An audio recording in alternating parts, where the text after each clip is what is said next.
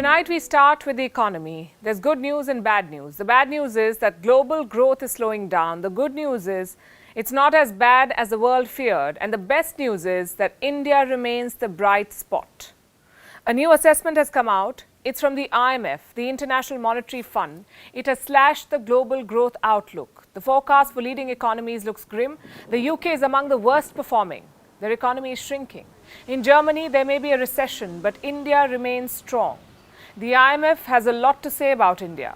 In fact, let me quote from what one official said. Yes, we have a growth rate for India, which is 6.8 in 2022. Let's not forget, this is one of the bright spots in the global economy right now. So what is India's growth forecast this time? 5.9%. The IMF says the Indian economy will grow by 5.9%. And this is a downgrade compared to the last assessment. The last one came in the month of January. That was 3 months back. Then the IMF said that India will grow at a rate of 6.1%. So in these 3 months, the forecast for India has been slashed by 0.2%. And yet India remains the fastest growing economy in the world. Listen to this. What's happening here is also a set of historical revisions. We realized that 2021 has been actually a lot better than we thought. And so actually there's less room for catching up. And that pent-up demand, which from consumption that was informing our previous forecast, is therefore going to be less because they've already had more catching up before. So that's why there's the downward revision this year. Then we go up to 6.3 next year. Again, a very strong economy, which is necessary to allow India to continue to converge towards higher living standards and create those jobs. So 5.9% growth this year and 6.3% in the next financial year. That's the growth trajectory for India according to the IMF. It's lower than India's own growth forecast, but it's pretty solid when you look at the rest of the world. According to the IMF, the United States will grow at a rate of 1.6%. The Eurozone, 0.8%. Eurozone has 19 countries which use the euro as their currency. Russia's growth is projected to be 0.7% despite the war and the Western sanctions. China 5.2% and India 5.9%. So India comes on top of this list. Why do you think India is doing better? The World Bank has an assessment. This came out earlier this month. And here is what the World Bank said about India. I'm quoting again. The Indian economy continues to show strong resilience to external shocks. Notwithstanding external pressures, India's service exports have continued to increase and the current account deficit is narrowing. So there are 3 reasons. The Indian economy is not as exposed to external shocks as the rest. The rising exports have helped and India has a narrowing current account deficit. What's a current account deficit? It's the difference between a government's expenses and earnings. Let me rephrase this. India is doing better because of immunity to external shocks, expanding exports and reducing deficits. And the numbers support this assessment. Last month, India's exports crossed the 750 billion mark. This was an all-time high. Inflation is slowly coming under control. In February, inflation in India fell below the 7% mark. This year's monsoon predictions are out. Forecasters say India will have a normal monsoon this year. This is expected to boost food grain output and ease concerns of any shortage. Since the pandemic began, the Indian economy has performed better than the rest. The challenge now is to sustain this growth, to keep it at the same level. And it won't be easy because while India can resist some of the external shocks, it cannot avoid them altogether. And there will be external shocks.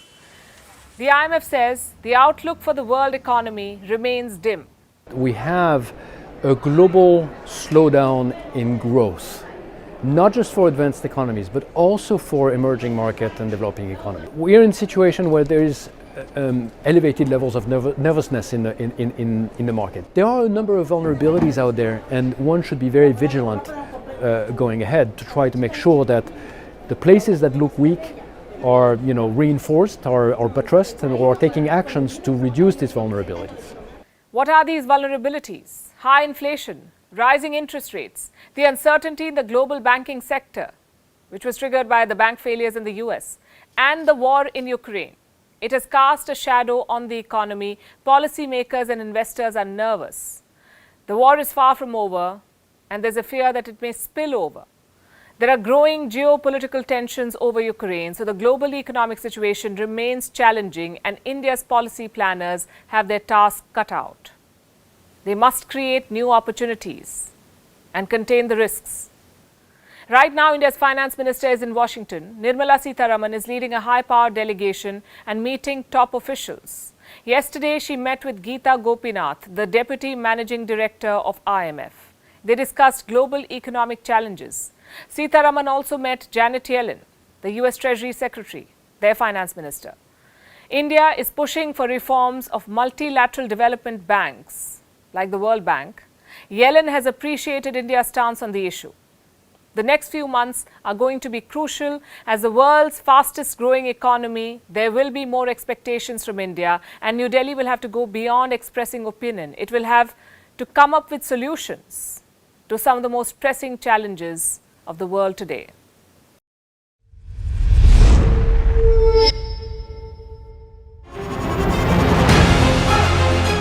Email exchanges from inside the BBC, they talk about the risk of violating Indian laws. It's easier to rake up the freedom of speech debate, but does it give anyone a free pass to knowingly violate the law? America supports India because it needs India's support in return. And India is working with the US because it suits India's interests. This is how geopolitics works. Last night, he diffused a crisis with his defense minister. But today, Netanyahu was confronted with a new problem. His cabinet seems to have rebelled against him. The UK is looking at the Indian subcontinent to fill its coffers. That India seems to be negotiating from a position of power, like a partner and not a former colony.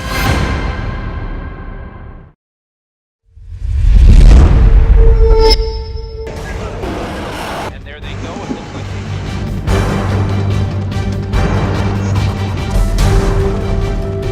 The US and Russia are dangerously close to an armed conflict.